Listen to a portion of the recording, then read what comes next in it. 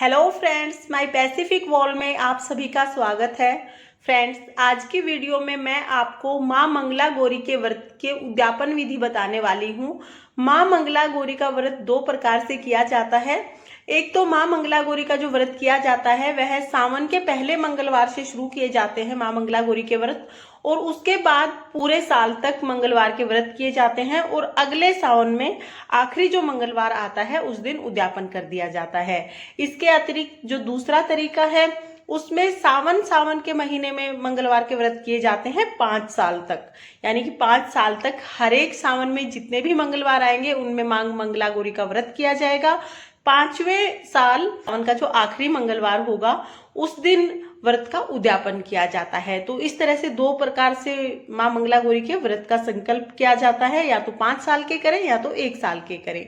इसके बाद मैं आपको बताती हूँ कि उद्यापन कैसे किया जाता है।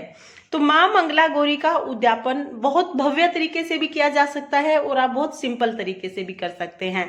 तो यहाँ पर मैं आपको सिंपल तरीके से माँ मंगला गौरी का उद्यापन आप कैसे कर सकते हैं वही तरीका बताने वाली हूँ।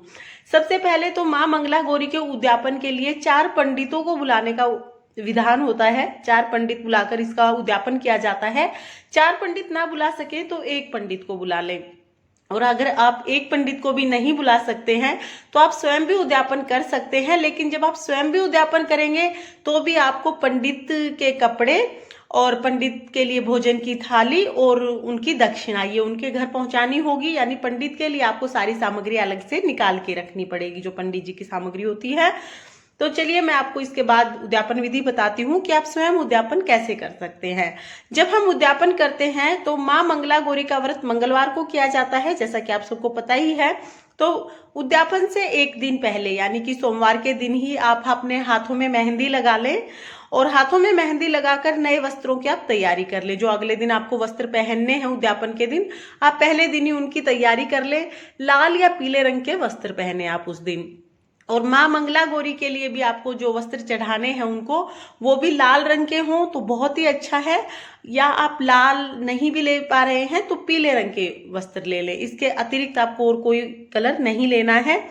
जोड़े से अगर पूजा की जाए तो बहुत ही अच्छी बात है, तो हो सके तो आप जोड़े से पूजा करें। और जब माँ मंगला गौरी के व्रत का उद्यापन करते हैं तो जितनी भी सामग्री हमें व्रत में चाहिए होती है वो समस्त सामग्री लेना जरूरी होता है। मैंने माँ मंगला गौरी के व्रत की सामग्री की वीडियो डाली हुई है, आप वहां पर देख सकते हैं कि टोटल हमें कितनी सामग्री चाहिए। जब हम व्रत करते हैं तो एक आध चीज कम भी हो कोई फर्क नहीं पड़ता है, व्रत कर सकते हैं। लेकिन उद्यापन में सामग्री का पूरा होना जरूरी है, सभी सामग्री हमें चाहिए होगी। तो आप कोशिश करें कि सारी सामग्री लें। और जो 16 श्रृंगार हमें लेने हैं उसमें उद्यापन के दिन हमें बिछुए जो पैरों में पहने जाते हैं और टीका ये जरूर ले लेने हैं। टीका यहाँ पर अगर आपका सामर्थ्य है तो आप सोने का भी ले सकते हैं, नहीं तो आप आर्टिफिशियल भी ला सकते हैं। लेकिन बिछुए आपको चांदी के ही लेने हैं, बहुत महंगे नहीं आते हैं। अगर बजट कम भी है तो आप हल्के हल्के से चांदी के बिछिए ला सकते हैं। तो ये चीजें मस्ट है। और 16 श्रृंगार होना चाहिए। तो ये मंगला गौरी मैया के लिए आपको ये चीजें लेनी है। उसके बाद अगले दिन सुबह उठकर मंगलवार को आप जैसे पहले व्रत कर रहे थे माँ मंगला गौरी के, सेम उसी तरीके से आपको व्रत करने हैं। अष्टदल कमल बनाने के लिए जो हम चावल लेते थे, अगर आप पहले सफेद रंग के चावल से ही अष्टदल कमल बना देते थे तो कोई बात नहीं है, पूजा का जब व्रत करते हैं तो हम बना सकते हैं। लेकिन उद्यापन में हमें जो चावल लेने हैं, जो अक्षत लेने हैं, उनको हमें लाल रंग से रंग लेना है। उसके बाद हमें उसका अष्टदल कमल बनाना है। सिलबट्टा उसी तरह से बनेगा आटे का, चौमुखी दिया उसी तरह से बनेगा, और जो मैंने 16 दिए बताए थे आटे के वो भी सेम उसी तरीके से बनेंगे। यानी कि व्रत की जो पूजा है वो सेम उसी तरीके से होगी। उसके साथ ही आपको पहले दिन 16 महिलाओं को इनविटेशन दे देना है, यानी कि 16 महिलाओं को आपको बुलाना है भोजन कराने के लिए, जिमाने के लिए जिसको कि हम कहते हैं। तो 16 महिलाओं को आप बुला लें व्रत वाले दिन। जब आप पूजा करेंगे तो 16 आपको अलग अलग श्रृंगार पिटारियां बनानी होंगी। हर एक श्रृंगार पिटारी में 16 श्रृंगार का सामान रखना है।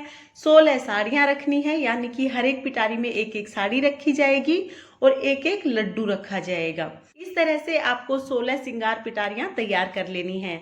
मैं एक बार फिर बता देती हूँ, श्रृंगार पिटारी में 16 श्रृंगार की चीजें होंगी, एक साड़ी होगी और एक लड्डू होगा। इस तरह से 16 श्रृंगार की पिटारियां हमें बना लेनी है। और 16 महिलाओं को ये जो श्रृंगार पिटारियां हम बनाएंगे, ये जब हम पूजा करेंगे तो चौकी के पास ही रखेंगे, सब पर तिलक कर देंगे। 16 जो महिलाएं हमने बुलाई हैं, सबके पैर धोएंगे हम लोग, उनको तिलक करेंगे, भोजन कराएंगे। भोजन में आपको मीठा भोजन कराना है। यहाँ पर आप खीर, हलवा, मीठे पराठे, मीठी पूरी, इस तरह से कोई भी भोजन करा सकते हैं। इसके बाद आप उनको श्रृंगार पिटारी देंगे और दक्षिणा देंगे। दक्षिणा देकर आप उनको विदा कर देंगे। तो इस तरह से ये व्रत किया जाएगा। और व्रत के अगले दिन जब आप विसर्जन करेंगे तो विसर्जन के समय पर जो आपने माँ मंगला गौरी को साड़ी, श्रृंगार का सामान चढ़ाया है, वो आप अपनी सास को या अपनी जिठानी को या अपनी ननद को दे सकते हैं। अगर इनमें से कोई नहीं है तो आप पंडिताइन को भी दान दे सकते हैं वो चीजें। उसके बाद विसर्जन करना है। विसर्जन के बाद आपको खाना खाना है, यानी कि आपका व्रत विसर्जन के बाद खुलेगा। तो इस तरह से हमें माँ मंगला गौरी का उद्यापन करना है। और अगर आप पंडित को बुला के उद्यापन कराते हैं तो फिर तो कोई बात है ही नहीं, वो हवन करा देंगे और आपको संपूर्ण उद्यापन विधि वो बता देंगे। तो आप उस तरीके से उद्यापन कर लें। तो फ्रेंड्स, ये थी माँ मंगला गौरी के उद्यापन की बहुत ही सरल सी विधि जो मैंने आपको बताई। आई होप आपको पूरा उद्यापन विधि समझ आ गया होगा। और अगर आपके कोई क्वेश्चन है, कोई चीज है जो आपको समझ नहीं आई, तो आप कमेंट करके मुझे पूछ सकते हैं, आपको आंसर मिल जाएगा। तो फ्रेंड्स, अगर आपको वीडियो पसंद आई हो तो वीडियो को लाइक करें। और अगर आपने अभी तक मेरे चैनल माई पैसिफिक वर्ल्ड को सब्सक्राइब नहीं किया है तो प्लीज सब्सक्राइब कर लीजिए और बेल आइकन को भी प्रेस कर दीजिए, ताकि मेरी आने वाली वीडियोज का नोटिफिकेशन आपको मिल जाए। देखने के लिए बहुत बहुत धन्यवाद। जय माँ मंगला गौरी।